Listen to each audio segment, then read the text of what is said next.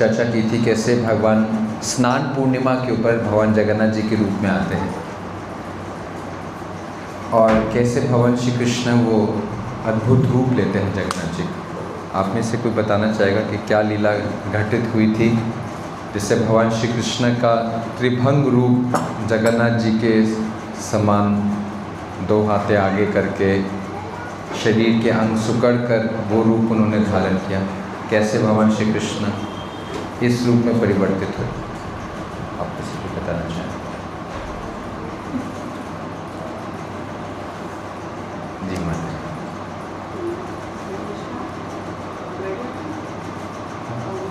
जोर से बोलेगा बस।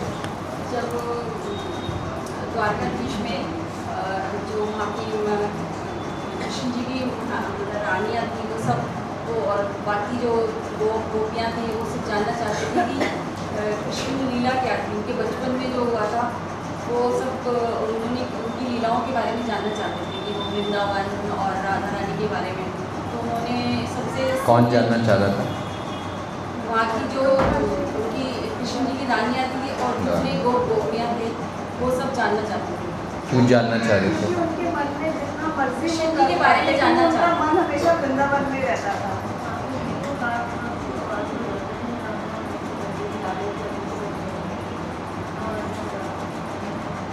तो वो जानना चाहती थी कि ऐसा वृंदावन में वो कैसे उनकी सेवा करते हैं, वो क्या ऐसे उनको ऑफरिंग करते हैं जो हम नहीं कर पा रहे हैं। तो वहाँ पे सिर्फ रोहिणी माता जी जो बलराम जी की मदर थी वही एक ऐसी थी जो वृंदावन से वहाँ आई थी उन्हीं द्वारका।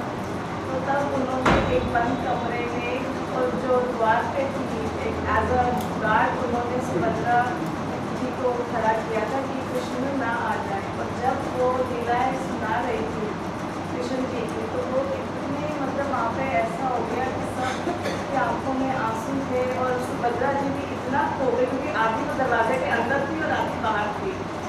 तो जब बलराम जी और कृष्ण जी आए तो उन्होंने देखा महल खाली को है द्वारका का। तो जब एंटर किया तो देखा कि सुभद्रा जी की अंदर से वो सुन रही और आधी उनका शरीर बाहर है दरवाजे पे।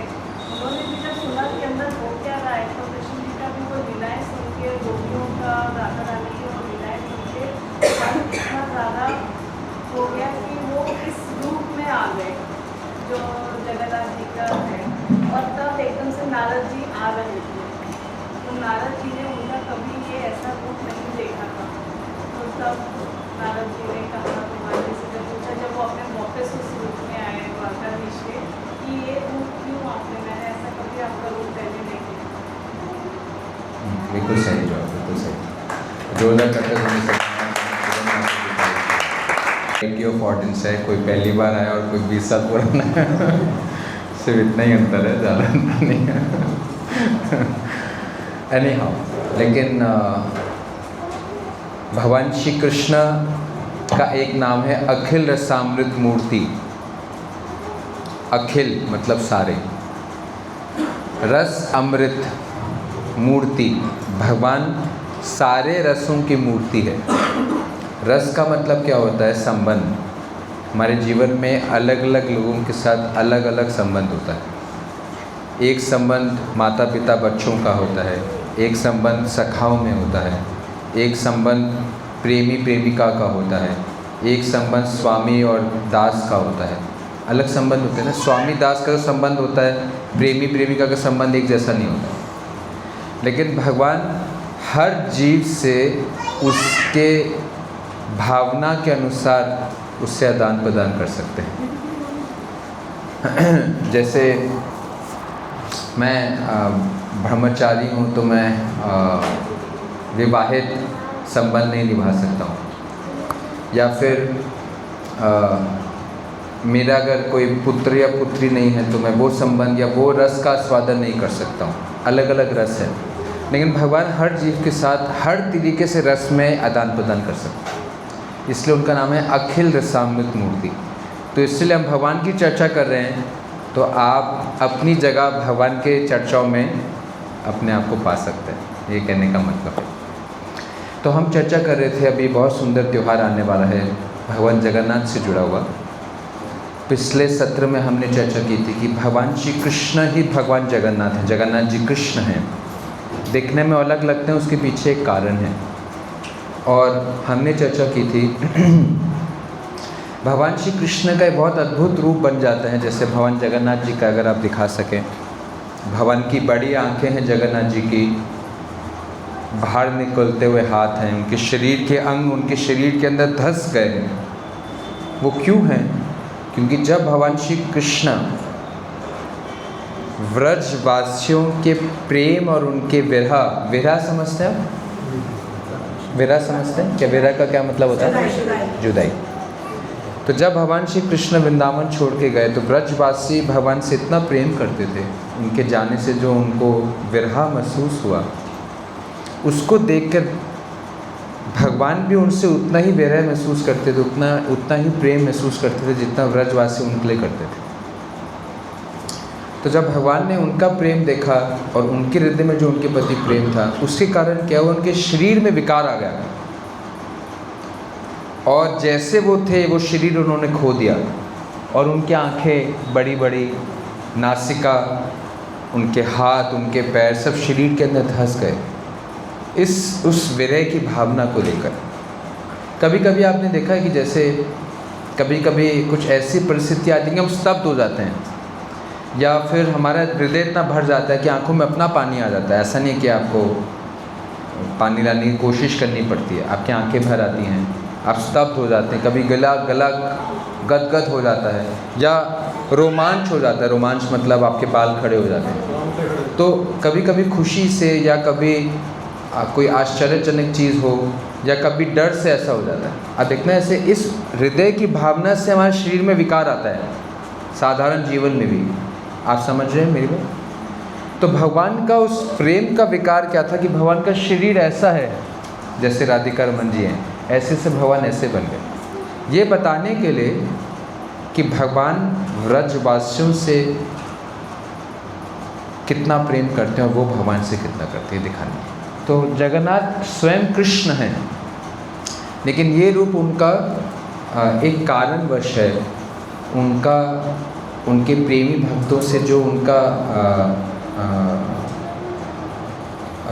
विरह की भावना है उसको प्रदर्शित करता है। कितने लोग इसको समझ में हाथ खड़ा करके इंगित करेंगे तो मुझे। अब क्या हुआ एक दिन कि सूर्य ग्रहण हुआ। हम सब जानते हैं कि सोलर इक्लिप्स होता है। तो एक दिन सूर्य ग्रहण लगा, और सूर्य ग्रहण या चंद्रमा ग्रहण में सूतक लग जाता है। कितने लोगों ने सुना है? सूतक का मतलब समझते हैं क्या होता है? क्या होता है सूतक का? कंटामिनेशन पीरियड बोलते हैं। जैसे आप देखते हैं कि हमारे शास्त्रों में कुछ समय को या कुछ परिस्थिति को इम्प्योर माना जाता है।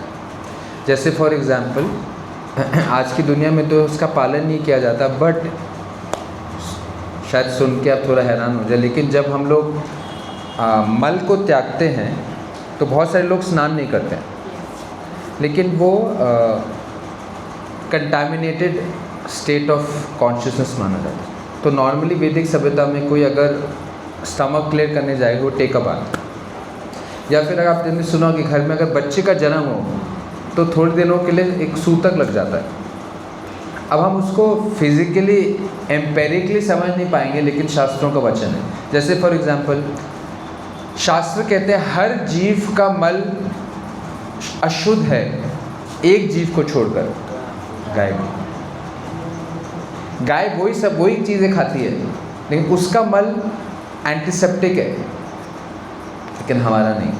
या फिर आप देखते हैं कि जब कोई अस्थियों को छूता है तो वो भी अशुद्ध मानी जाती हैं। सुना जब अस्थियाँ लेके घर आते हैं क्या? सुना आपने कि अस्थियाँ लेके घर आ गए और घर में उसको ड्राइंग रूम में रख दिया, ऐसा होता है? नहीं, अस्थियों घर पे नहीं लेके आते, सीधा नदी में प्रवाह करते हैं और फिर स्नान भी करते हैं। उसको अशुद्ध माना जाता है, हड्डियों का अशुद्ध माना जाता है। लेकिन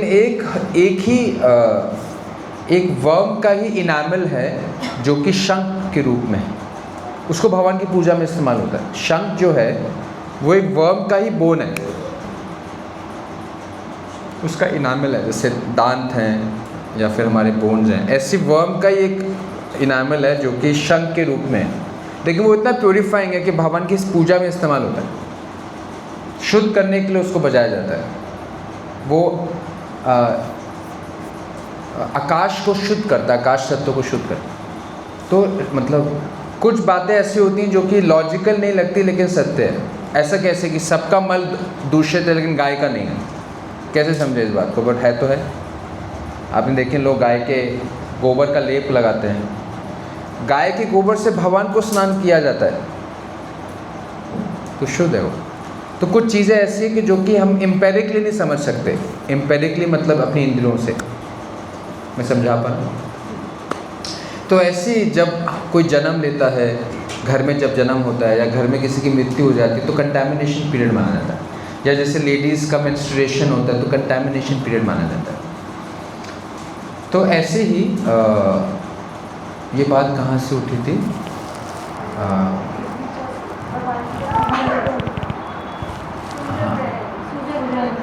सूर्य ग्रहण से शुरू। Thank you. तो सूर्य ग्रहण के समय भी सूतक लग जाता है कुछ घंटे पहले। तो फिर क्या होता है, सूतक खत्म होने के बाद सब स्नान करते हैं पावन नदी में, या फिर पुनः स्नान करते हैं या वस्त्र बदलते हैं। तो जब एक दिन सूर्य ग्रहण लगा, भगवान श्री कृष्ण जो है वो कुरुक्षेत्र आए स्नान करने के लिए।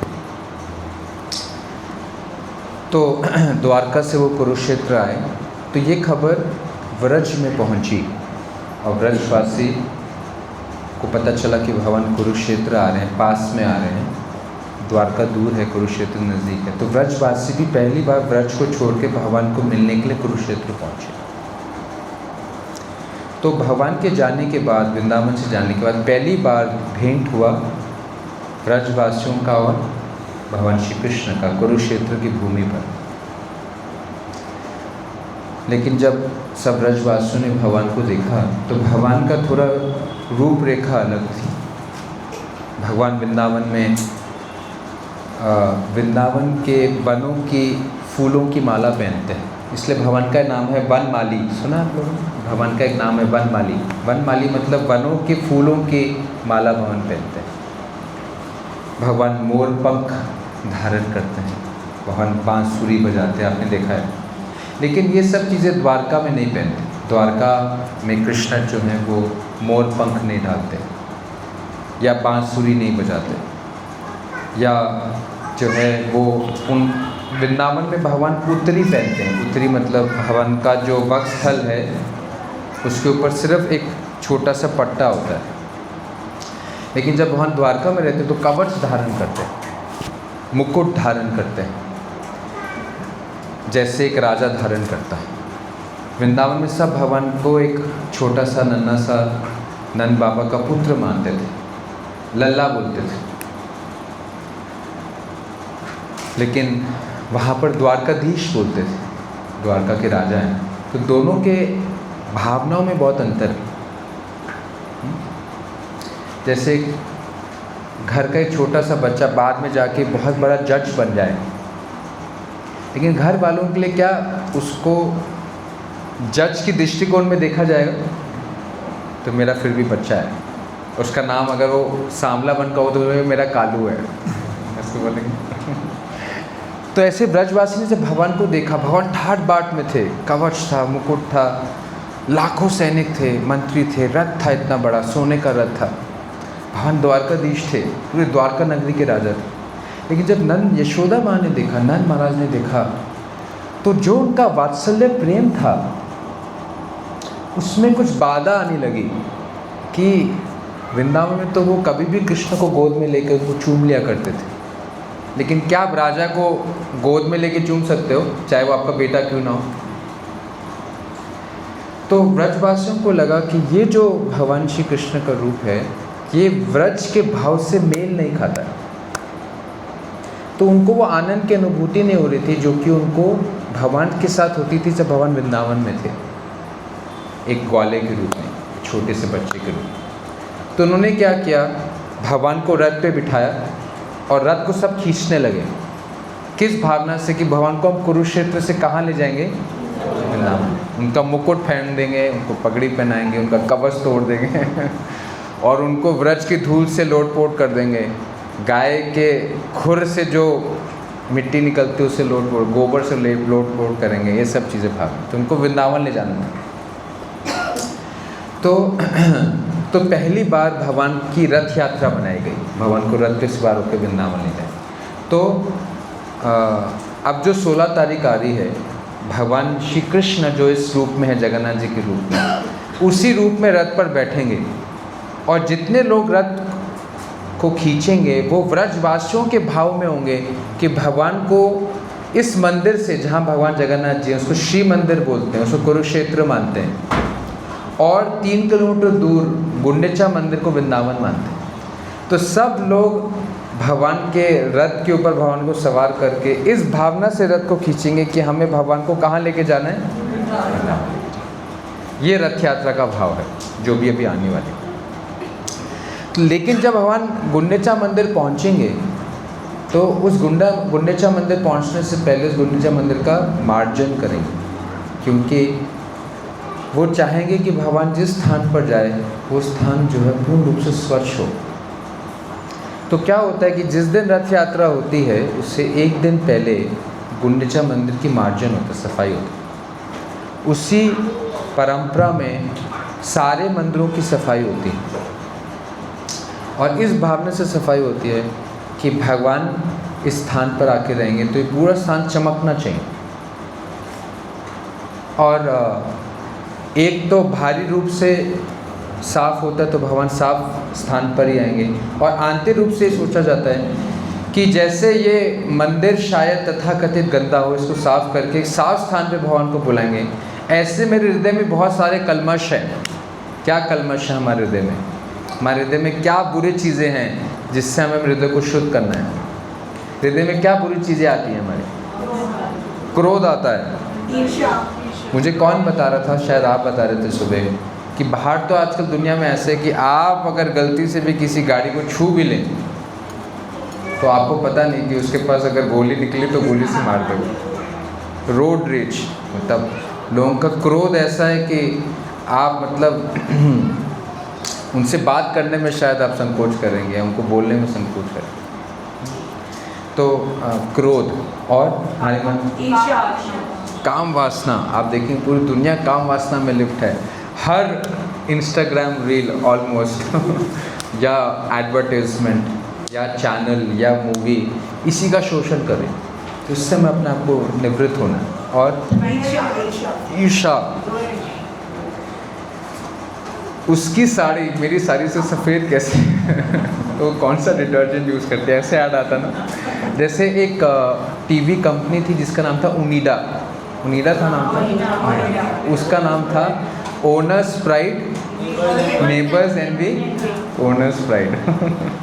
उसका टीवी मेरे टीवी से बड़ा कैसे ये एनवी, ईर्ष्या और एंग्जाइटी। तो ऐसे हाँ, लालच, अहंकार, गर्व, तो इन सब चीज़ों को भी हमें साफ करना है ताकि भगवान ना सिर्फ इस मंदिर में निवास करें, कहाँ निवास करें, लेकिन क्या हमारा हृदय साफ और स्वच्छ है भगवान के आने के लिए। तो गुंडीचा मंदिर मार्जन ना सिर्फ मंदिर को साफ करने के लिए है, अपने हृदय को तैयार करने के लिए भी है, ताकि भगवान हमारे हृदय में भी आ सके, ताकि हमारी भगवान की स्मृति हो सके। आप देखते जब क्रिकेट मैच देखेंगे तो लोग कैसे टीवी से चिपक जाते हैं, उनको एक एक ओवर याद रहेगा, इस ओवर में क्या रन रेट था, पहली बॉल पे क्या किया, लास्ट बॉल पे क्या किया, कौन बैट्समैन था, कौन बॉलर था, मैं भी ऐसी बैटिंग करूँगा, मैं भी ऐसी बॉलिंग करूँगा। उस एक एक मैच 50-50 साल पुराने मैच उनको याद है कि जब इंडिया वर्ल्ड कप पहली बार जीती थी 1983 में, तो कपिल देव का क्या स्कोर था, सुनील गावस्कर ने क्या चौके छक्के मारे, सब कुछ याद है। लेकिन जब करने बैठेंगे, जब दर्शन करने के लिए खड़े होंगे या कथा करने के लिए शुरू होंगे, तो बैठना कितना मुश्किल है, मतलब ध्यान लगाना कितना मुश्किल है। जैसे सुना ना आपके, नोट गिनते तो नींद उड़ जाती है, जब करते हैं तो नींद आ जाती है। इतना ही अंतर है, वो ज़्यादा अंतर नहीं है।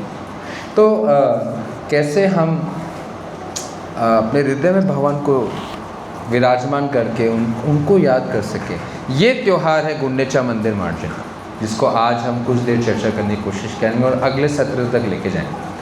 और जब भगवान श्री कृष्ण चैतन्य महाप्रभु के रूप में आए थे, जैसे लोग पूछते हैं कि गुरु धारण करने की क्या ज़रूरत है, कितने लोगों ने सुना है कि गुरु क्या आवश्यकता है, मेरा कृष्ण से सीधा संबंध है। लेकिन भगवान श्री राम, भगवान श्री कृष्ण, भगवान श्री चैतन्य महाप्रभु, उन तीनों ने गुरु को स्वीकार किया, ये दिखाने के जब भगवान स्वीकार कर सकते तो आप किस खेत की मूली है। भगवान श्री राम जी के गुरु कौन थे? वशिष्ठ जी थे, विश्वामित्र थे। भगवान श्री कृष्ण के गुरु कौन थे? संदीपनी मुनि थे। श्री चैतन्य महाप्रभु के गुरु कौन थे? ईश्वर गुरु। जब भगवान स्वयं गुरु को स्वीकार कर सकते हैं तो गुरु को स्वीकार करना हर किसी का एक कर्तव्य है। शास्त्र कहते हैं तद विज्ञानार्थम स गुरु में गच्छेत्। तद विज्ञानार्थम, विज्ञान अगर आपको आध्यात्मिक विज्ञान प्राप्त करना है, स गुरुम एवं विगच्छेत्, गुरु का शरण लेना अनिवार्य है। जैसे फॉर एग्जाम्पल मैं अक्सर ये चीज़ें बोलता हूँ कि कौन घर में बैठ के डॉक्टर बन सकता है? कोई एक एग्जाम्पल बता सकते हैं? बिना कॉलेज और बिना टीचर सीखे घर के बैठ के इंजीनियर बन गया, डॉक्टर बन गया, एडवोकेट, लॉयर बन गया, चार्टर्ड अकाउंटेंट बन गया, कोई एग्जाम्पल नहीं। जब भौतिक विद्या के लिए हमें एक अध्यापक चाहिए तो आध्यात्मिक विद्या के लिए क्यों नहीं? तो उसी तरीके से भगवान खुद अपने उदाहरण से बताते हैं कि हमें कैसे भगवान की शरण लें। तो एक बहुत महत्वपूर्ण उत्सव है, उसका नाम है गुंडीचा मंदिर मार्जन। रथ यात्रा से ठीक एक दिन पहले, तो इस साल रथ यात्रा 16 जुलाई की है, जब भगवान रथ पे सवार होकर गुंडीचा मंदिर जाएंगे। तो उससे एक दिन पहले 15 तारीख को उस मंदिर का मार्जन स्वयं श्री चैतन्य महाप्रभु ने दिया था। श्री चैतन्य महाप्रभु स्वयं कृष्ण हैं। उन्होंने उस उत्सव को कैसे बनाया, मैं आपको प्रमाणिक शास्त्रों से पढ़ाऊंगा और उससे हम अपने जीवन में कैसे सीख सकते, कैसे हम गुंडीचा मंदिर मार्जन बनाएं, इसके बारे में कुछ चर्चा करें। ठीक है, तो आप सीधा प्यार में जाइए, टेक्स्ट 1 खोलिए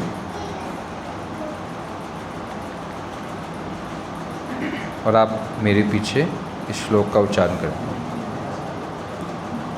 श्री गुंडीचा मंदिरम आत्मवृंदे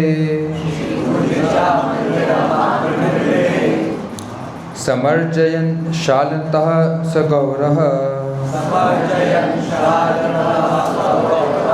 स्वचित्तवत् शीतलमुज्ज्वलं च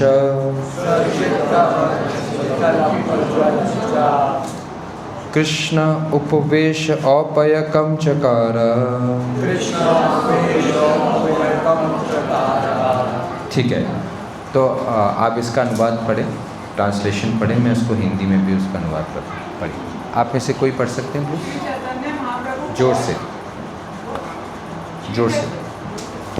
श्री चैतन्य महाप्रभु washed and cleansed the Gundika temple with his devotees and associates. In this way, he made it as cool and bright as his own heart, and thus he made the temple a befitting place for Lord Krishna to sit.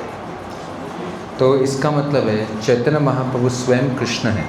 उन्होंने क्या किया? उदाहरण प्रस्तुत किया। गुंडीचा मंदिर अपने भक्तों के साथ मिलकर साफ किया, और कैसे साफ किया? जैसे उनका हृदय है, ताकि भगवान श्री कृष्ण वहाँ पर आ सके अगले दिन। अब हम जाएंगे सीधा 73 वर्स में, 73rd वर्स में जाएंगे।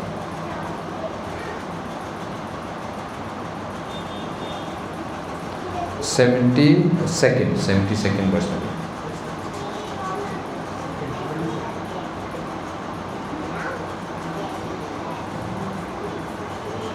ठीक है, आप सिर्फ ट्रांसलेशन पढ़ सकते हैं, एक एक करके एक एक ट्रांसलेशन पढ़ सकते हैं। श्री चैतन्य महाप्रभु, जोर से। Shri Chaitanya Mahaprabhu first of all called for Kashi Mishra, then for the superintendent of the temple, then for Sarvabhauma Bhattacharya.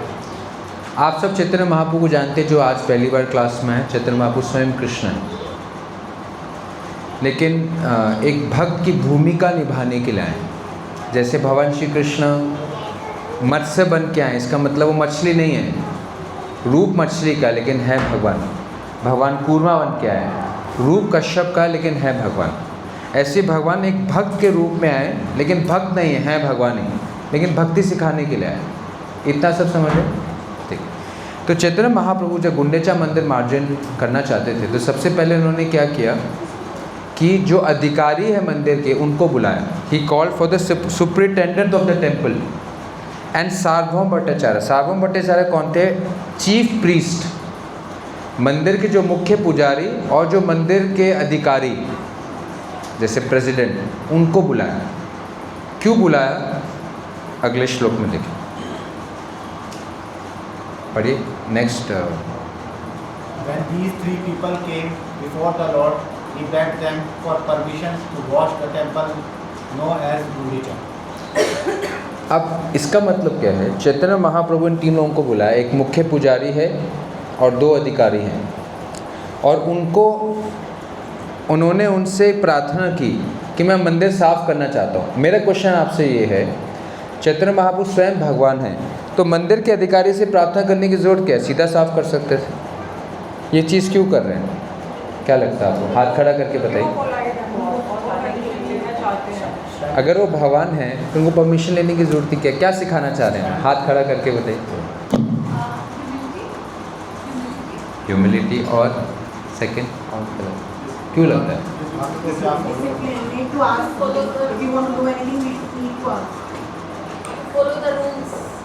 हाँ, जैसे फॉर एग्ज़ाम्पल देश का प्रधानमंत्री अगर किसी राष्ट्र में जाता है, स्टेट में जाता है, तो सबसे पहले किसको उसको इन्फॉर्म करना चाहिए? चीफ मिनिस्टर को इन्फॉर्म करना। वो सीधा जा सकता है, नहीं जा सकता है? देश का जो प्राइम मिनिस्टर है, प्रधानमंत्री है, अगर वो किसी स्टेट में जाएगा, वो सीधा स्टेट में जा सकता है, नहीं जा सकता? जा सकता है। लेकिन एटिकेट क्या है? वो चीफ मिनिस्टर को क्यों इन्फॉर्म करता है? उसको आदर देने के लिए, कि वो उसकी जिम्मेवारी है कि वो स्थान का देख रेख कर रहा है। तो अगर वो उसको पूछ के आता है तो क्या होता है कि उसको एक आदर देने का तरीका है, उसको इन्वॉल्व करने का एक तरीका है। जैसे प्रिंसिपल, जैसे आप सब टीचर्स हैं, प्रिंसिपल किसी क्लास में भी जा सकती, नहीं जा सकती? लेकिन वो किसी क्लास में जाएगी, अगर टीचर को बता के आएगी कि मैं इस समय आपकी क्लास में आऊँगी, तो टीचर को कैसा लगेगा? एक रिस्पेक्ट महसूस होगी। तो भगवान सिखा रहे हैं कि हम जब किसी मंदिर में जाते हैं, अगर हमें मंदिर में कोई भी कार्य करना चाहिए, बिना पूछे करने की जगह जो उस मंदिर के अधिकारी हैं उनसे पूछ के करेंगे, उनको इन्वॉल्व करके करेंगे, तो ये एक शिष्टाचार है। इससे हमारी विनम्रता भी साबित होती है और हम उस अधिकारी की जो सेवा का क्षेत्र है उसको आदर भी दे पाते। मैं समझा पा? तो स्वयं भगवान ये सिखा रहे हैं कि वो मंदिर का मार्जिन करना चाहिए। सफाई तो कर रहे थे, मंदिर से कुछ ले तो नहीं रहते, लेकिन फिर भी उन्होंने अधिकारियों से पूछा कि मैं सफाई करना चाहता हूँ, तो मैं क्या कर सकता हूँ? स्वयं भगवान ने सिखा रहे हैं। ठीक, अगला श्लोक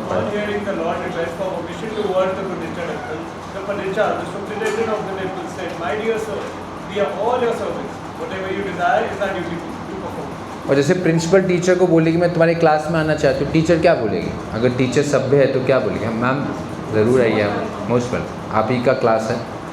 तो उन्होंने भी ये कहा कि हम आपके सेवक हैं, जैसा आप चाहते हैं हम करें। नेक्स्ट आप में से कोई पढ़ सकते हैं?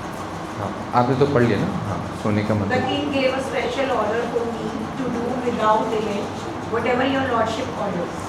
तो जो अधिकारी थे मंदिर के, उन्होंने कहा कि राजा ने हमें हुक्म दिया है कि जो चैतन्य महाप्रभु बोले आप उसको पूरा करो, तो आप ज़रूर आइए, जैसा आप बोलेंगे हम वैसा करें। तो पुरी में एक राजा हैं, जगन्नाथ पुरी के। आज भी भारत में कुछ प्रिंसली स्टेट्स हैं, जैसे आई थिंक मध्य प्रदेश के भी एक राजा हैं, पुरी के एक राजा हैं। तो जैसे queen of king and queen of England, तो अभी भी कोई ऐसा एक ऑफिशियल पोजीशन। तो पुरी के जो राजा है उन्होंने कहा कि चैतन्य महाप्रभु जो बोले आप उसकी पूर्ति करें, तो आप ज़रूर आइए, ऐसा उन्होंने कहा। ठीक है, नेक्स्ट जी नेक्स्ट।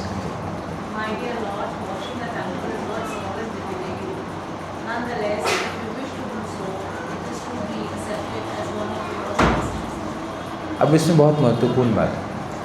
तो मंदिर के अधिकारी ने कहा कि भगवान ये आपकी सेवा नहीं है मंदिर को साफ करना, लेकिन फिर भी आप करना चाहते हैं, आपकी एक लीला है। लेकिन भगवान ने फिर भी मंदिर की सफाई क्यों की? आप मुझे बात बताइए, मंदिर में कोई नया व्यक्ति आता है, मंदिर में लोग आते हैं, प्रभु जी हमें VIP लाइन में आना है, सुना आपने? जैसे जन्माष्टमी आती है, जन्माष्टमी सबसे ज़्यादा लड़ाई किस बात की होती पता है आपको? कौन से पास की? वीआईपी पास। तो हर कोई क्या बनना चाहता है मंदिर में? वीआईपी का क्या मतलब होता है? तो चाहता है कि हर कोई चाहता है कि लाइन के सबसे आगे कौन है? मुझे होना चाहिए। अगर आप मंदिर में आए और मैं आपको पोंछा पकड़ा दूँ कि आप सफाई कीजिए, तो शायद कुछ लोगों को अच्छा नहीं लगता। लेकिन स्वयं भगवान यहाँ क्या सिखा रहे हैं कि अगर हम भगवान की दृष्टि में आना चाहते हैं, जब भगवान हमारी विनम्रता पूर्वक सेवा देखते हैं, हमारी विनम्रता की भावना को देखते हैं, तो भगवान आकर्षित होते हैं। Krishna is attracted by our humility. तो भगवान, जैसे आप देखते हैं, हम जब मंदिरों में जाते हैं तो लोग चाहते हैं कि जैसे अगर मंदिर में लोग सेवा भी, एक तो खैर या तो वीआईपी पास में आना चाहते हैं, हम सेवा का फॉर्म निकालते हैं, कम से कम 2000 सेवा का लोग फॉर्म भरते हैं, लेकिन सेवा में आते कितने? जब हम सेवा का फॉर्म रिलीज़ करते हैं तो कम से कम 2-3 हज़ार फॉर्म भर देते हैं, हम ये सेवा करेंगे, हम ये सेवा करेंगे, ये सेवा करेंगे। नहीं, जिस दिन जन्माष्टमी होती है और सेवा करने की बारी आती है, 200 लोग भी नहीं आते हैं क्योंकि लोग चाहते हैं कि हम वीआईपी बन के आएँ, ये एक कल्चर है। और अगर कोई सेवा लेता भी है तो अधिकांश आप जानते हैं लोग सेवा क्या लेते हैं?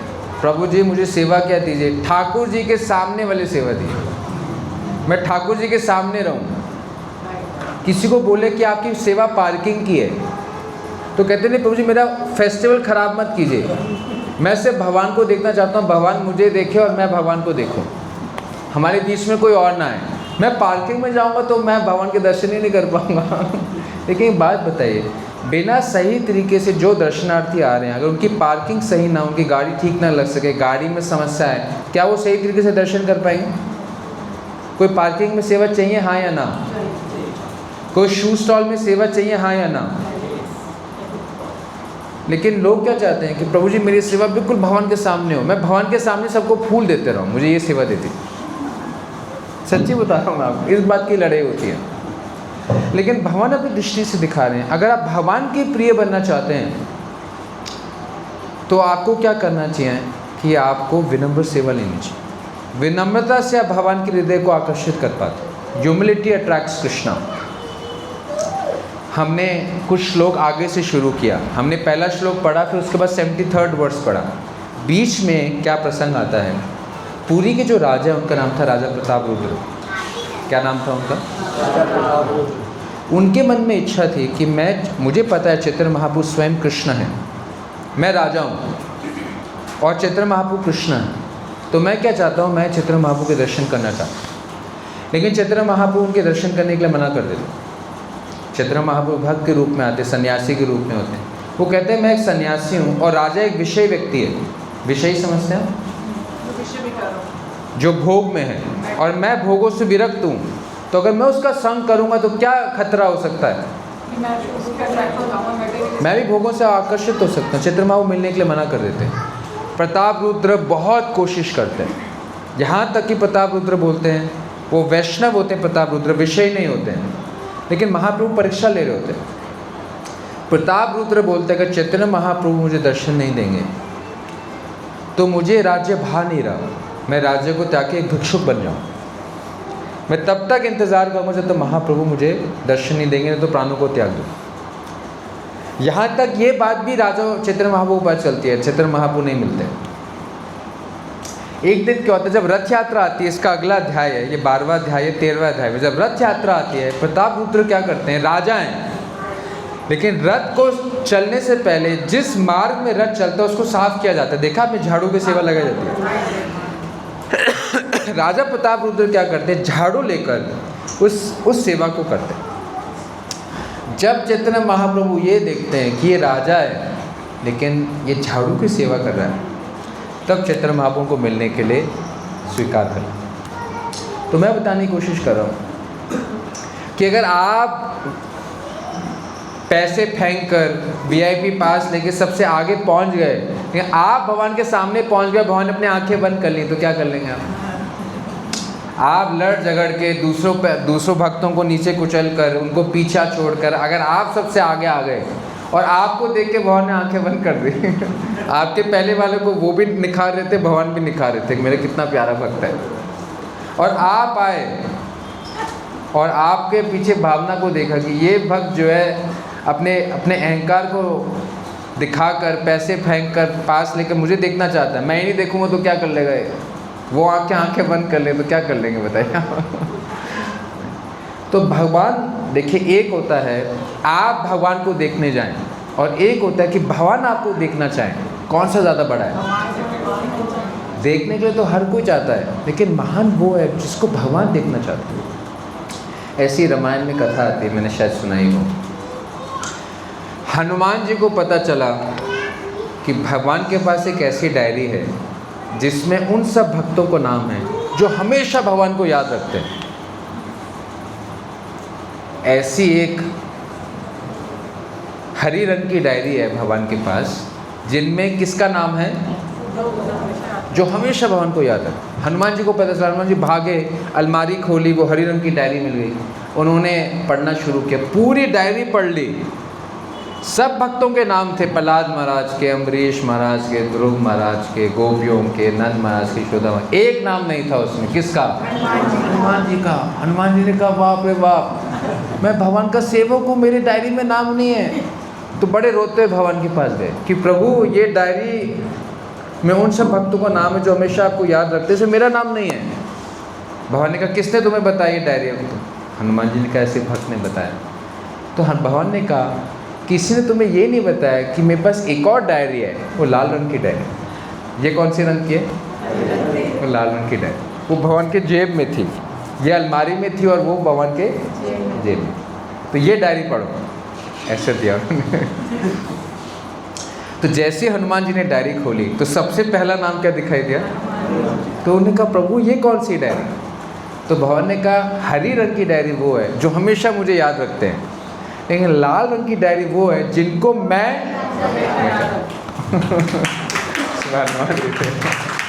तो क्या चाहेंगे कि आप भगवान के दर्शन करने चाहें और भगवान आपको देखना ना चाहें, या भगवान ढूंढे कि ये भक्त कहाँ है मेरा?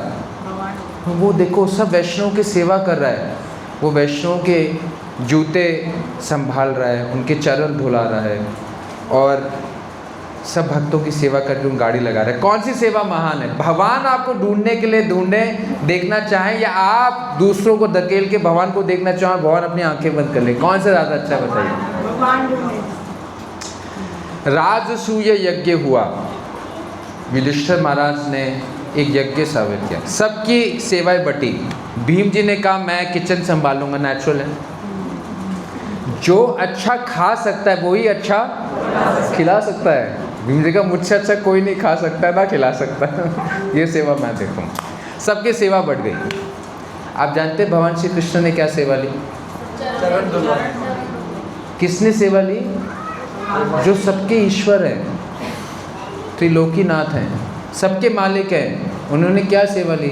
जो युधिष्ठिर महाराज की सभा में आएगा मैं उसका दास हूँ, ये सेवा ली, ये चेतना थी भगवान की। मैं कह रहा हूँ भगवान सिखाते हैं, अपने क्रियाओं से सिखाते हैं कैसे जीवन जीना है।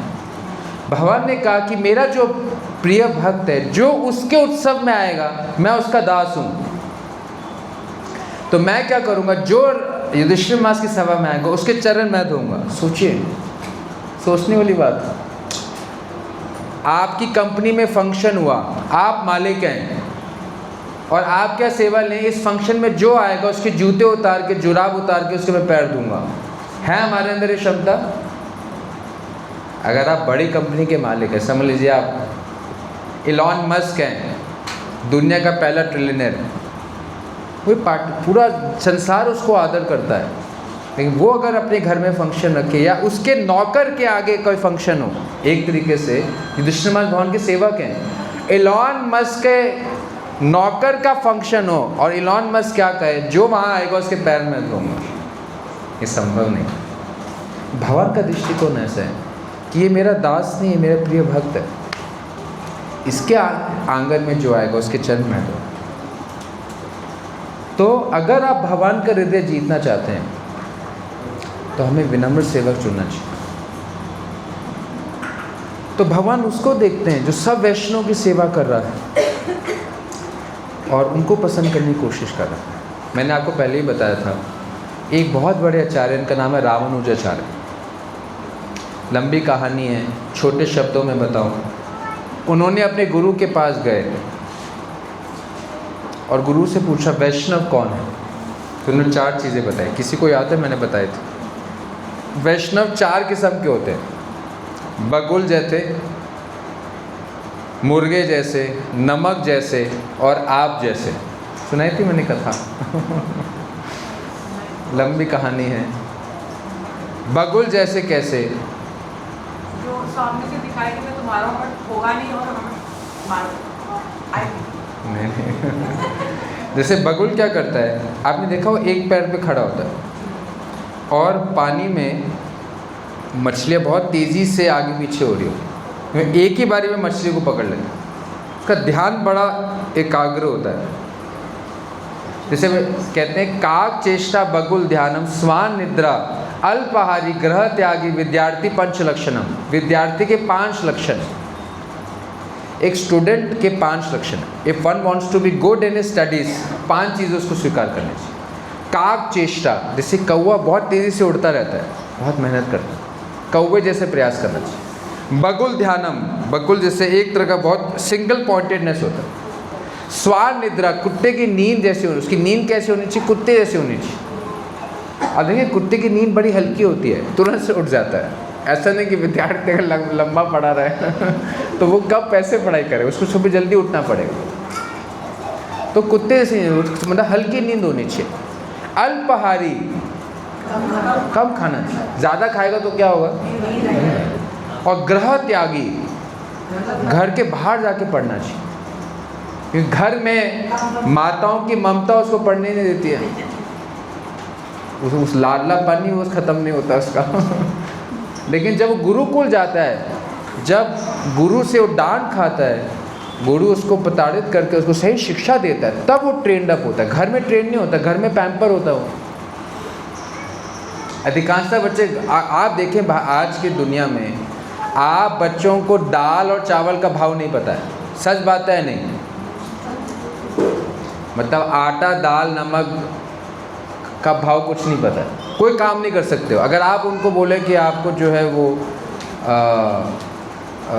है वो नाली जाम हो गई, उसको क्लियर कराना, आप देखेंगे अधिकांश बच्चे नहीं कर पाएंगे। वो नहीं कि नाली मतलब वो छूना भी नहीं चाहेंगे, उसके साफ कराना तो बहुत दूर की बात है।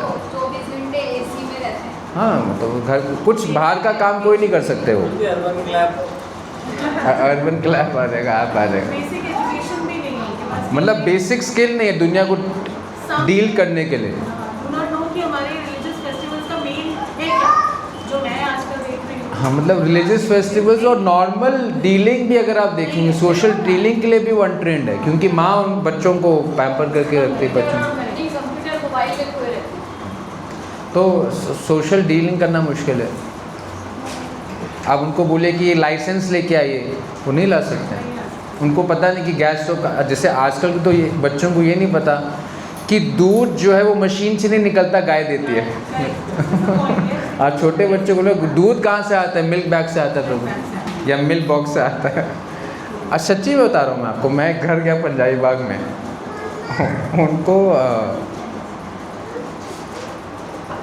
बैल में और भैंस में अंतर नहीं पता था। मैं मतलब सच्ची घटना बता रहा हूँ आपको कि बैल और भैंस में क्या अंतर है। तो बाकी चीज़ें रूल मतलब बड़ी बात है, दूर की बात है। मुझे भी नहीं पता। तो कहने का मतलब ये है कि जो है वो तो ग्रह त्यागी, बच्चे को अगर सीखना है तो गुरु के आश्रम में जाना चाहिए, स्कूल में जाना। जब तक तो वहाँ से प्रशिक्षित नहीं होगा तब तक वो नहीं सीखेगा। घर में नहीं सारी शिक्षा विद्या सीख सकता हो। दिखते हैं घर में बच्चे बिगड़ जाते हैं, उनको कोई आइडिया नहीं।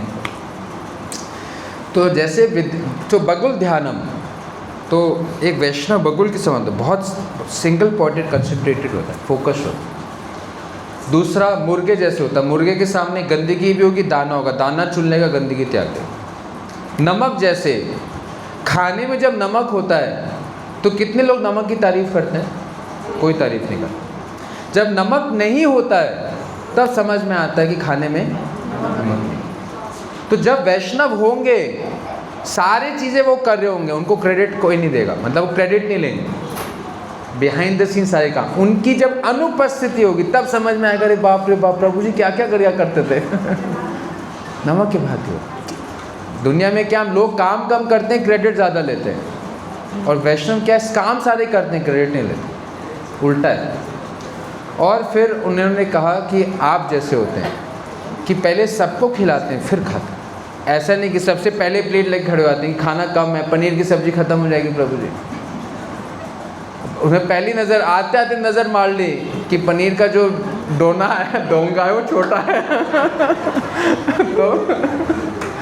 तो इशारों में बोल दिया कि प्रभु जी पहले लग जाना, पनीर कम है, नहीं तो पनीर नहीं मिलेगा। My God.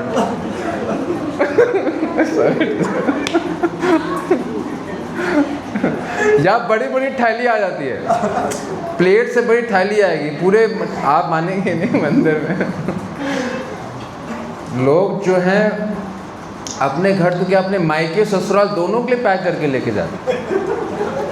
मंदिर में प्रसाद, जो मंदिर में सेवा करते हैं उनको पता है, पूरा कुटुंब खाता है। तनख्वाह अलग लेंगे, मंदिर में आटा दाल चावल गैस नहीं आती, पता है मंदिर से लेंगे। ये भावना वैष्णव की भावना देने की होती, लेने की नहीं होती। तो अगर आप भगवान को सेवा करना चाहते हैं तो हमें विनम्र सेवा लेना चाहिए। तभी आप देखेंगे जब क्लास की वाइंड अप की सेवा होगी सब छूमंतर हो जाएंगे। वाइंड अप की सेवा जो है सब गायब हो जाएंगे, सब बोलेंगे पूजा में लेट हो रहा है, सुबह जल्दी उठना है, बच्चों को तैयार करना है, स्कूल जाना है, पति इंतज़ार कर रहे हैं, XYZ सब होगा। जब फंक्शन में लेट हो जाए तब किसी को पता ही नहीं चलता टाइम कैसे निकल जाता। जब ताश पार्टी होती है तो समय का कुछ पता नहीं चलता है, कब शुरू हुई कब ख़त्म हुई। जब दिवाली की ताश पार्टी आती है तब समय का पता नहीं चलता है। जब मूवी के लिए जाना है, आजकल शोज़ होते हैं 12 बजे, पहले लास्ट शो होता था 8 बजे 9 बजे, फिर ट्रेंड आया 10 बजे का, फिर PVR ने ट्रेंड किया 11 बजे का, अब लास्ट शो होता है 11:45 12:15, वो ख़त्म होता है 3 बजे, आप आते हैं 4 बजे, उठते हैं 12 बजे। तो तब हमें समय का तब कोई ध्यान नहीं रहता, पढ़ाई भी करनी है, बच्चों को सभी उठाना है, सब सारे बहाने शांत है। लेकिन जब सेवा की बारी है, प्रभु जी मैं लेट हो जाऊँगा, घर में मम्मी इंतज़ार कर रही है, पापा इंतज़ार कर रहे हैं, पर मतलब माई इंतज़ार कर रही है, पड़ोसी इंतज़ार कर रहे हैं, तो मतलब आई एम सॉरी मैं इन शब्दों का इस्तेमाल कर रहा हूँ, मैं किसी को पिन पॉइंट नहीं कर रहा हूँ, लेकिन मैं बताने की कोशिश कर रहा हूँ। Krishna is attracted by humility. हमें विनम्र सेवा से भावना आकर्षित होता है। भगवान ने खुद करके दिखाया कि भगवान गए और भगवान ने अधिकारी को बोला मैं मंदिर को साफ करना चाहता हूँ, तो भगवान ने सेवा की। तो वो सेवक कह रहा है कि ये सेवा आपके योग्य नहीं है, लेकिन भगवान ने उस बात को स्वीकार नहीं किया, भगवान ने सेवा करने को क्या, ठीक है। तो 9 बज गए हैं, मैं यहीं पर ख़त्म करूँगा, आगे की चर्चा हम अगली बार करेंगे। तो एक चीज़ मैं कहना चाहता था, कुछ अनाउंसमेंट्स, इंपॉर्टेंट अनाउंसमेंट्स थी। आप लोगों में से कितने लोग बद्रीनाथ यात्रा